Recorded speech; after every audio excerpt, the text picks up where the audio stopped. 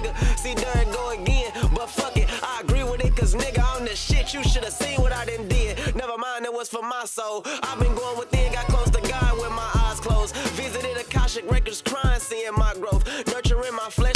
What's good, YouTube, man? It's your boy Shawty with an R, not a Y. How y'all feeling today, man? Today, man, I'm back again with another one, bro. All right, so look. If you did not go see my last video, please go check it out, man.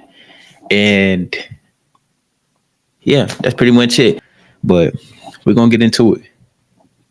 For shit. I should have known better, but love makes you do irrational things. It clouds judgment and makes you blind to consequences. I never believed in all that supernatural crap before, but what happened, what I let happen, changed everything. Lupita's eyes were hollow after the miscarriage. Our baby was gone, and so was her living spirit. It had been months since she last left the bathroom. Her sad, vacant eyes were in a constant quest for hope. Watching her spiral was a torture of its kind. Helplessly devastated, I had tried everything. Therapy, medication, time alone, time together, but nothing could pull her back. I couldn't stand seeing the love of my life wither right in front of me, haunted by the loss of a child we both wanted so desperately. So when Greg mentioned an odd, uncomfortable solution, I hopped on it. You know, Jack, there's this thing, he said hesitantly. I call it a humanized doll. A doll? I deadpanned. Not just any doll. It'll be like the child you were supposed to have. The solution was ridiculous, but a solution nonetheless. In seconds, the order was booked. I'll never forget the day the package arrived. It was a plain brown box, no label, no return address, just sitting on the doorstep like a malignant tumor. My hands shook as I opened it. Inside, wrapped in tissue paper, was a doll so lifelike it made my breath hitch. It had Lupita's soft brown eyes, my sharp nose, and the hint of a smile that was almost too real. When Lupita saw it, the wall cracked. She cradled the doll like it was flesh and blood, cooing to it. For the first time in weeks, I had seen her smile. My heart swelled with relief. Maybe this would help her heal. Little did I know it was the last moment of peace in our house. The first night I woke to find her in the rocking chair, the doll pressed against her chest. I thought it was a good sign. She was talking to it, humming softly, like any mother would. But as the days wore on, it became clear that this wasn't helping. It was something darker, something unexplainably wrong. Very soon, my wife stopped eating, sleeping, or talking. She spent every waking moment with that doll, feeding it, changing diapers. She named it Baby Blue. I didn't understand why, but I didn't dare ask, too afraid of what she might say. But it wasn't until the night she came at me with a knife that I realized how far gone she was. Stop it, PETA. This ain't real. I snapped, only to watch her face twist into a monstrous snarl I'd never seen before. The woman who lunged at me wasn't my Lupita. She was Baby Blue's mommy, consumed, body and soul. As I stumbled backward, my eyes flicked to the doll, and I froze. Baby Blue's glassy eyes seemed to shimmer with a dark intelligence, and its tiny mouth curled into a sinister grin. The room felt colder. Was she possessed? That afternoon, I decided to stay home and watch. Everything went smoothly until night fell. It must have been around 1 in the morning, and I had just drifted off to sleep when the fire alarm went off. I jolted awake to find the kitchen filled with smoke. Lupita had left a kettle on the stove and completely forgot about it. He was crying. He has been telling me I'm a bad mother. She cried, clutching Baby Blue to her chest. My blood ran cold. The doll couldn't cry. It was impossible. But she insisted, her voice rising in pitch, growing hysterical. I tried to snap her out of it, yelling that the doll wasn't real, that it was all in her head, but she wouldn't listen. Her face went pale, and she passed out, cradling the doll like it was a real child. I rang the hospital, and help arrived. It might have been 4 in the morning when a strange noise filled the whole house. It was a sound that made my skin crawl. A faint, muffled cry like a baby. My heart pounded in my chest as I listened, holding my breath. It was coming from the nursery. My hands trembled as I pushed open the door, and there, in the dim light, I saw it. The doll was crying. I stared at it, horror-stricken, as the soft wailing sound filled the room. The doll's eyes, Lupita's eyes, glowed red, tiny pinpricks of light in the darkness. A cold sweat broke out on my forehead as I approached it. My heart raced as I picked it up, and the crying stopped abruptly. My hands shook as I examined it, feeling something hard beneath its synthetic skin. I tore it open, the synthetic flesh giving way under my hands, and found a small black device nestled inside. It was a camera. That means we were being watched this whole time?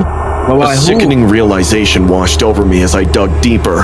The people who were spying on us had turned Lupita's life into a twisted form of entertainment. I gathered the evidence, the doll and the camera, and contacted the authorities. So was she We not filed lying, charges though? for invasion of privacy, harassment, and emotional distress. The cybercrime department tried to trace the website, but it led to a block. People who use dark web are masters in hiding and staying in the dark. I was warned strictly for choosing to buy items from the illegal front of the internet. We changed house and phone numbers to stay away from further stalkers. Lupita is still undergoing psychiatric counseling to deal with the loss of our child and the trauma caused by that doll. You should have did that in the first place. All I have understood is that grief is the love which has nowhere to go, but we shouldn't let it decide our lives. As long as we're alive, we must keep living. Moving forward is the real meaning of life, no matter how many storms try to knock you down. But we're gonna go on to the second story. I got a text from some girl late last night. Do not click on this link. It said, it was a shortened YouTube URL.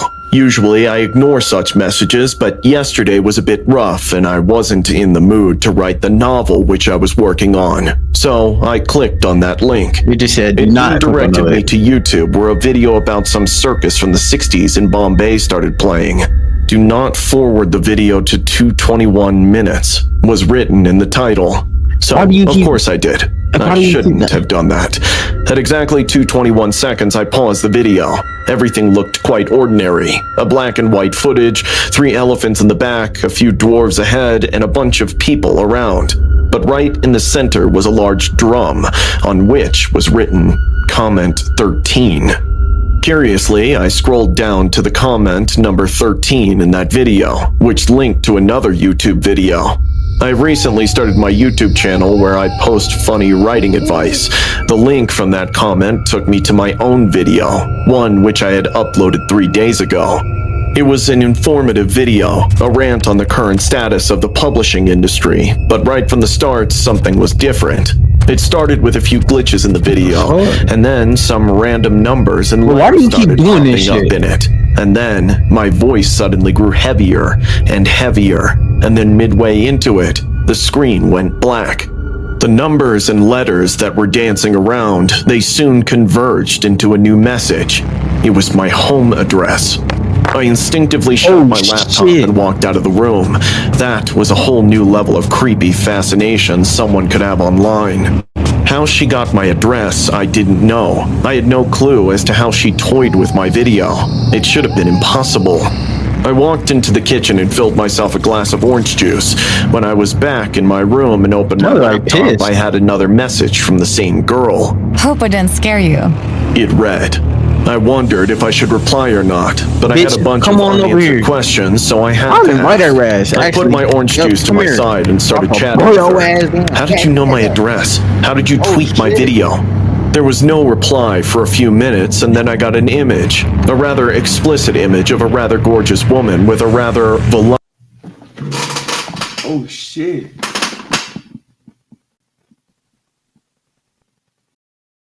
My bad, y'all.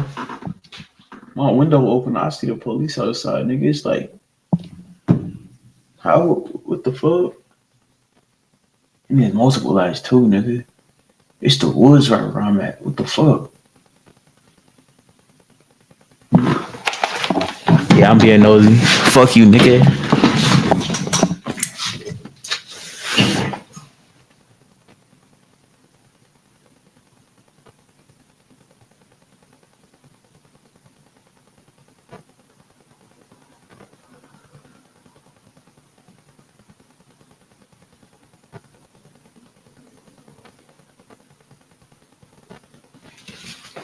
Nigga, they just turned on their flashlights like they looking for something, nigga.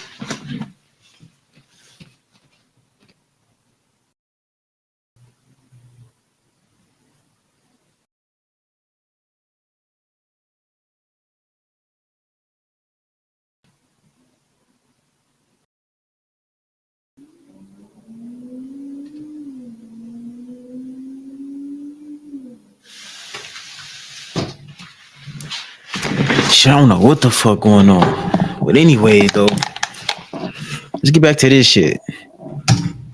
Voluptuous body, long dark hair, white tank top over yoga pants, shades, screamed the complete Instagram it girl. What do you think about me? She texted Not her. next, but I couldn't get my eyes off her image, her top in particular. Not staring at the tatas, but there was a symbol in the center of her top which freaked the daylights out of me. It's a symbol I made for the purposes of my novel. The novel isn't She must be a published yet. stalker. Hell, it isn't even complete yet. I haven't even shared the draft with anyone at this point. Then how the hell did she know the exact symbol and even got it She in your printed on her crib. top? I lost She in it. your crib. I barely abuse girls, but this time my messages started and ended with swears. I need answers. Tell me the answers. Don't be afraid, babe. It's our little secret. The fuck it is? Did you hack my computer? I'll go to the police. Hack a computer? I barely even know how to work PowerPoint. How do you know my address? How did you get that symbol? I guess. You guessed? Nostradamus just rolled in his grave. Tell me, who the hell are you and how are you doing this? I just want to be your friend, babe. Stop calling me that. Just answer my questions. I already told you the answer. What? Where? You didn't read the 13th comment on that YouTube video completely, did you? I was pissed off. I didn't even know if it was a girl or some scamster who was trying to blackmail me. I went through the entire process again and landed at that circus video. Scrolled down furiously to the 13th comment. The last time I was at it, it just had the YouTube link to my tempered video. This time, there was a text. Don't scroll down to the 20th comment. I wondered how she was doing this. I scrolled down immediately to the 20th comment, which read, "Don't click on this link."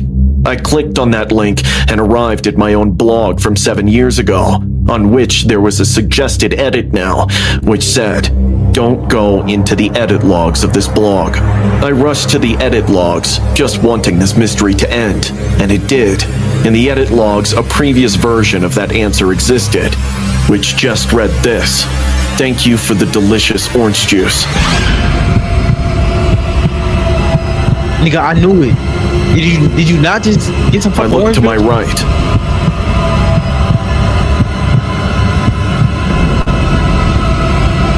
My glass of orange juice was empty, and I had not had a single drop of it. Nigga, I just told you. Nigga, I told you.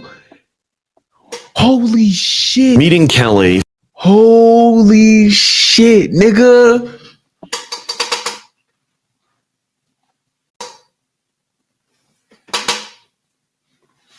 Holy shit, nigga. I fucking just said it, nigga.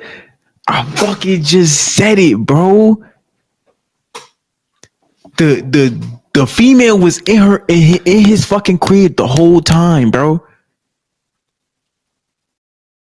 Meaning she must have been dead. She's been in his crib, bro.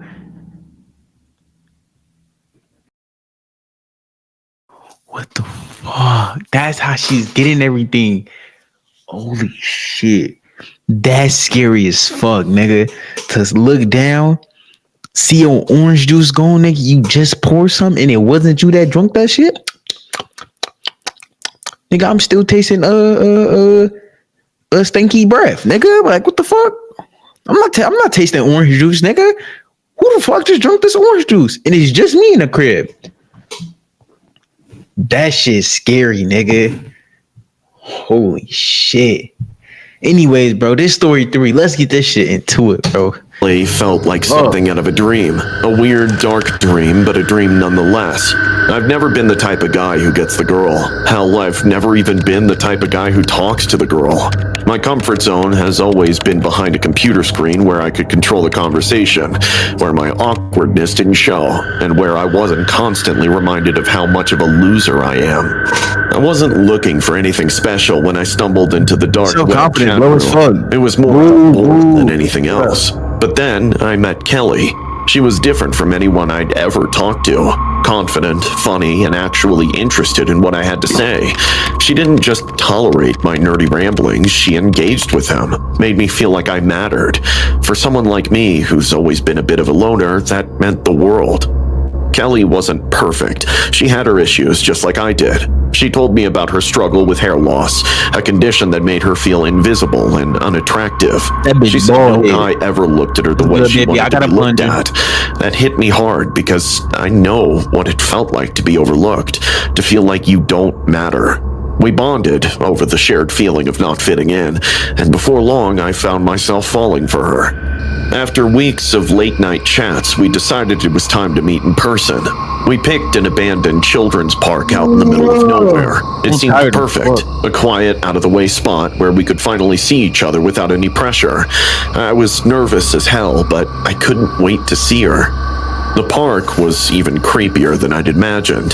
The sun had just set, leaving everything in that dim, unsettling twilight where nothing feels quite real. I got there early, sat on a bench near an old, rusted swing set, and waited. The place was dead quiet, and with each passing minute, my nerves started to get the best They just of put their me. lights off and turned them bitches back on. I noticed him. A creepy old man sitting on a bench a little ways off.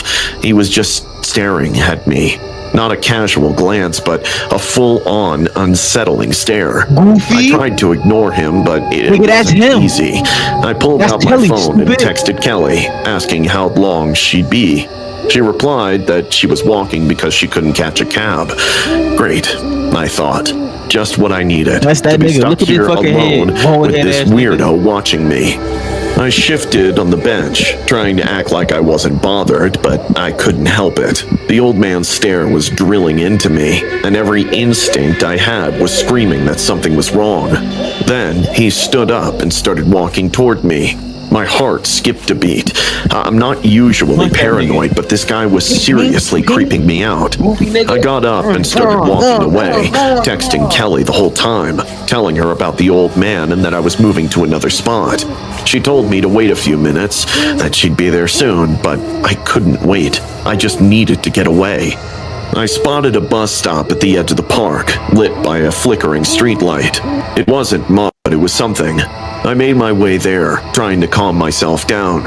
As I reached the bus stop, I looked back and there he was, standing across the street, grinning at me. That's Kelly, That nigga. grin sent a shiver down my spine. It was like he knew something I didn't, like he was enjoying my fear. I needed to hear Kelly's voice, to know that she was real and that this wasn't some messed up joke. But I didn't have her number. We'd been so caught up in our chat room world that we never thought to exchange phone numbers. I cursed myself for that, then texted her, saying the internet was spotty and asking for her number. She didn't reply right away, and those few seconds felt like an eternity. Finally, her number popped up in the chat. I didn't waste a second. I called it immediately.